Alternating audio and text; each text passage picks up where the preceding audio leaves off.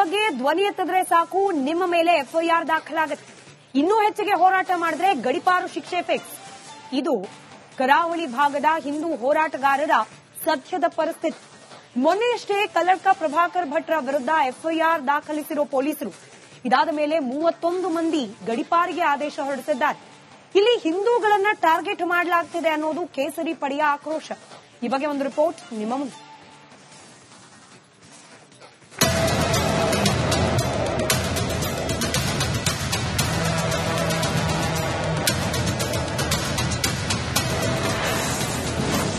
FIR ಆಯ್ತೀಗ Hindu ಮುಖಂಡರ ಗಡೀಪಾರು. ಗಡೀಪಾರಾದ 21 ಹಿಂದೂ ಹೋರಾಟಗಾರರು. ಕರಾವಳಿ ಕೋಮು ವೈಷಮ್ಯದ ಬೆಂಕಿ ಮೇಲ್ನೋಟಕ್ಕೆ ಆರಿದಂತೆ ಕಂಡ್ರು, ಒಳಗೆ ಬೂದಿ ಮುಚ್ಚಿದ ಕೆಂಡ. ರಹಿಮಾನ್ ಹತ್ಯೆ ಬಳಿಕ ಮುನಿದಿರುವ ಮುಸ್ಲಿಮರ ಸಮಾಧಾನ ಪಡಿಸೋಕೆ ಇನ್ನಿಲ್ಲದ ಕಸರತ್ತು ನಡೆಸಿದೆ ಕಾಂಗ್ರೆಸ್ ಸರ್ಕಾರ. ಈಗಾಗಲೇ ಮುಸ್ಲಿಂ ಮುಖಂಡರ ನಡೆದ ಸಭೆಯಲ್ಲಿ ಸಚಿವ ದಿನೇಶ್ ಗುಂಡೂರಾವ್ ಎದುರಿಸಿದ್ದು ಸಿಡಿ ಮದ್ದುಗಳಂತಹ ಪ್ರಶ್ನೆಗಳನ್ನ. ಪ್ರಚೋದನಕಾರಿ ಭಾಷಣ ಮಾಡಿದ ಹಿಂದೂ ಮುಖಂಡರ ಮೇಲೆ ಕ್ರಮ ಯಾಕಿಲ್ಲ ಅಂತ ಟೇಬಲ್ ಕುಟ್ಟಿದ್ದು ಈ ಮುಸ್ಲಿಂ ನಾಯಕರು. ಇದಾದ ಮಾರನೇ ದಿನದಿಂದಲೇ ಶುರುವಾದಂತಿದೆ ಕಾಕಿ ಆಕ್ಷನ್.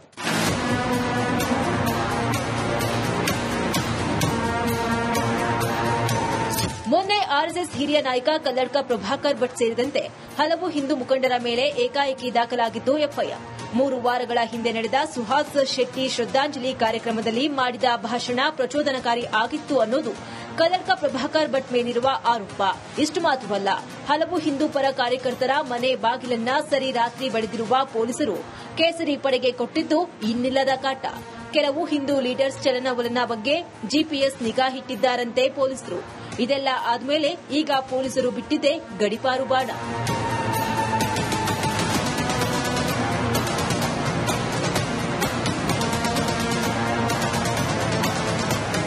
ದಕ್ಷಿಣ ಕನ್ನಡ ಜಿಲ್ಲೆಯ 21 ಹಿಂದೂ ಮುಖಂಡರನ್ನ ಗಡೀಪಾರು ಮಾಡಲಾಗಿದೆ.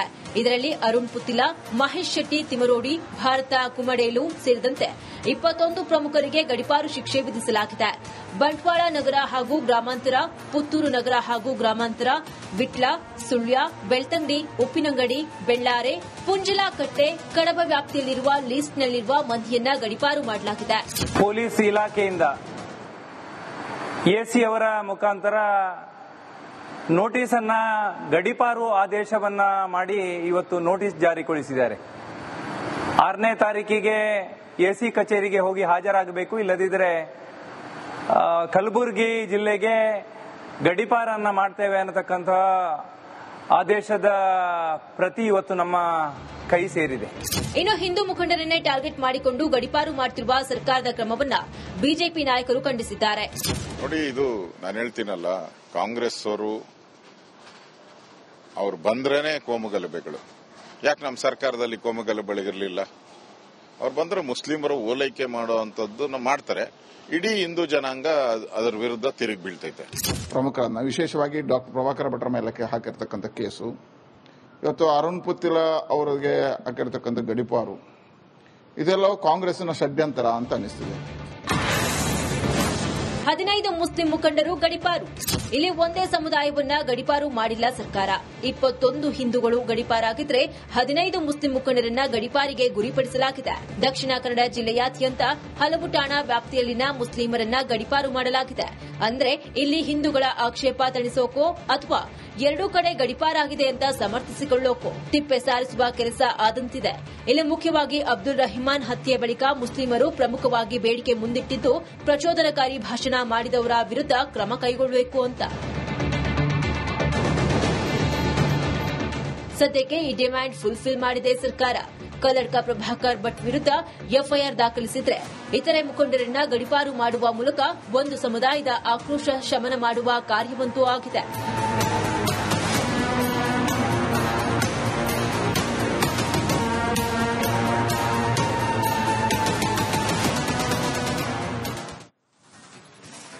ಹಿಂದೂಗಳ ಬಗ್ಗೆ ಧ್ವನಿ ಎತ್ತಿದ್ರೆ ಸಾಕು ನಿಮ್ಮ ಮೇಲೆ ಎಫ್ಐಆರ್ ದಾಖಲಾಗುತ್ತೆ. ಇನ್ನೂ ಹೆಚ್ಚಿಗೆ ಹೋರಾಟ ಮಾಡಿದ್ರೆ ಗಡೀಪಾರು ಶಿಕ್ಷೆ ಫಿಕ್ಸ್. ಇದು ಕರಾವಳಿ ಭಾಗದ ಹಿಂದೂ ಹೋರಾಟಗಾರರ ಸದ್ಯದ ಪರಿಸ್ಥಿತಿ. ಮೊನ್ನೆಯಷ್ಟೇ ಕಲ್ಲಡ್ಕ ಪ್ರಭಾಕರ್ ಭಟ್ರ ವಿರುದ್ಧ ಎಫ್ಐಆರ್ ದಾಖಲಿಸಿರೋ ಪೊಲೀಸರು ಇದಾದ ಮೇಲೆ 31 ಮಂದಿ ಗಡೀಪಾರಿಗೆ ಆದೇಶ ಹೊರಡಿಸಿದ್ದಾರೆ. ಇಲ್ಲಿ ಹಿಂದೂಗಳನ್ನ ಟಾರ್ಗೆಟ್ ಮಾಡಲಾಗ್ತಿದೆ ಅನ್ನೋದು ಕೇಸರಿ ಪಡೆಯ ಆಕ್ರೋಶ. ಈ ಬಗ್ಗೆ ಒಂದು ರಿಪೋರ್ಟ್ ನಿಮ್ಮ ಮುಂದೆ.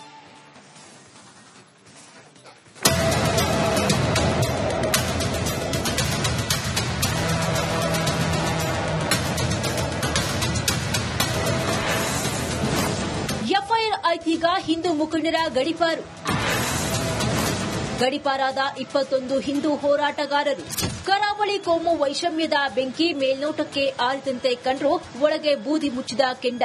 ರಹಿಮಾನ್ ಹತ್ಯೆ ಬಳಿಕ ಮುನಿದಿರುವ ಮುಸ್ಲಿಮರ ಸಮಾಧಾನ ಪಡಿಸೋಕೆ ಇನ್ನಿಲ್ಲದ ಕಸರತ್ತು ನಡೆಸಿದೆ ಕಾಂಗ್ರೆಸ್ ಸರ್ಕಾರ. ಈಗಾಗಲೇ ಮುಸ್ಲಿಂ ಮುಖಂಡರ ನಡೆದ ಸಭೆಯಲ್ಲಿ ಸಚಿವ ದಿನೇಶ್ ಗುಂಡೂರಾವ್ ಎದುರಿಸಿದ್ದು ಸಿಡಿ ಮದ್ದುಗಳಂತಹ ಪ್ರಶ್ನೆಗಳನ್ನ. ಪ್ರಚೋದನಕಾರಿ ಭಾಷಣ ಮಾಡಿದ ಹಿಂದೂ ಮುಖಂಡರ ಮೇಲೆ ಕ್ರಮ ಯಾಕಿಲ್ಲ ಅಂತ ಟೇಬಲ್ ಕುಟ್ಟಿದ್ದು ಈ ಮುಸ್ಲಿಂ ನಾಯಕರು.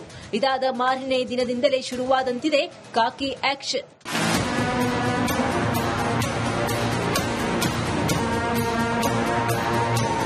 ಮೊನ್ನೆ ಆರ್ಎಸ್ಎಸ್ ಹಿರಿಯ ನಾಯಕ ಕಲ್ಲಡ್ಕ ಪ್ರಭಾಕರ್ ಭಟ್ ಸೇರಿದಂತೆ ಹಲವು ಹಿಂದೂ ಮುಖಂಡರ ಮೇಲೆ ಏಕಾಏಕಿ ದಾಖಲಾಗಿದ್ದು ಎಫ್ಐಆರ್.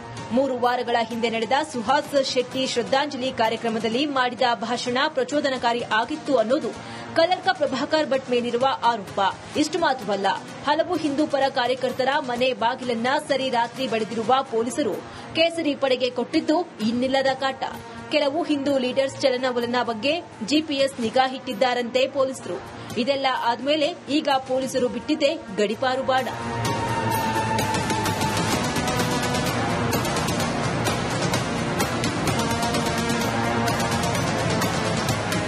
ದಕ್ಷಿಣ ಕನ್ನಡ ಜಿಲ್ಲೆಯ 21 ಹಿಂದೂ ಮುಖಂಡರನ್ನ ಗಡಿಪಾರು ಮಾಡಲಾಗಿದೆ. ಇದರಲ್ಲಿ ಅರುಣ್ ಪುತ್ತಿಲ, ಮಹೇಶ್ ಶೆಟ್ಟಿ ತಿಮರೋಡಿ, ಭಾರತ ಕುಮಡೇಲು ಸೇರಿದಂತೆ 21 ಪ್ರಮುಖರಿಗೆ ಗಡಿಪಾರು ಶಿಕ್ಷೆ ವಿಧಿಸಲಾಗಿದೆ.